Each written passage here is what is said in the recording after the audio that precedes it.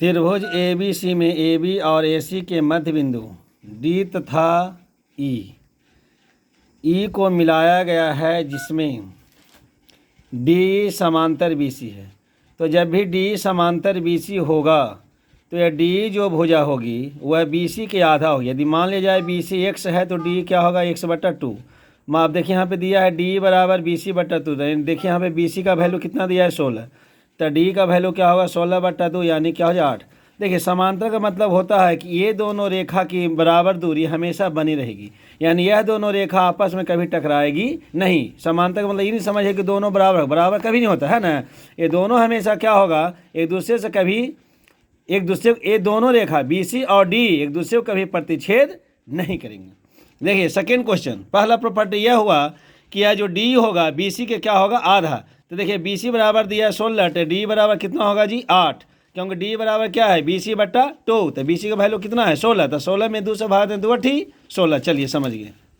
अब आगे देखिए, कह रहा है त्रिभुज PQR में PQ तथा RQ के मध्य बिंदु A तथा B को मिलाया गया है, जिसमें AB समांतर QR, AB समांतर क्या है, QR। तो x का मान ज्ञात करें। तो इसमें प्रॉपर्टी क्या कहता है कि AP/AQ होगा। क्या होगा जी, यहाँ पे देखिए फिर से बताते हैं, AP/AQ बराबर होंगे आपके BP/BR। BP/ क्या होगा जी, BR। BP/BR। अब देखिए AP का वैल्यू कितना दिया है, x, AQ का वैल्यू कितना दिया है, 8, AB का वैल्यू कितना दिया है, 16, और BR का वैल्यू कितना दिया है जी, 32। तो AP/AQ यानी x/8, AP/AQ x/8, फिर AB/BR, सॉरी PB/BR, PB/BR। तो PB का वैल्यू कितना दिया है, 16, और BR का वैल्यू कितना दिया है जी, 32। तो देखिए 16 दूनी 32। तो भागफल हमेशा कहाँ लिखाते हैं, बड़ संख्या, 2 चौका 8, 4। तो तिरछा गुना करेंगे तो यहाँ पे कितना बचा, 1। अब यहाँ पे देखिए क्या बचा, x/4 बराबर 1/1। तो तिरछा गुना कीजिएगा तो x बराबर कितना बच गया भैया, 4।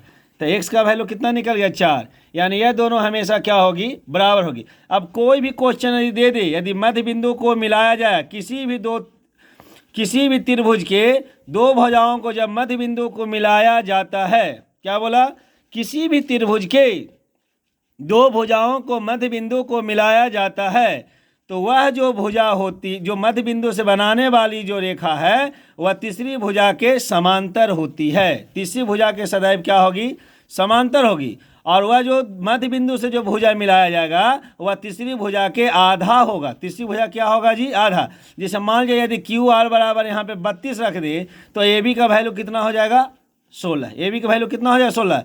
मान लिया जाए QR के वैल्यू यहाँ पे धर दिए 16, तो AB का वैल्यू कितना हो जाएगा, 8। मान लिया जाए कि QR का वैल्यू धर दिया 34, तो AB का वैल्यू कितना हो जाएगा जी, 17। मान लिया जाए यदि QR का वैल्यू धर दे हम 12, तो AB का वैल्यू कितना हो जाएगा जी, 6।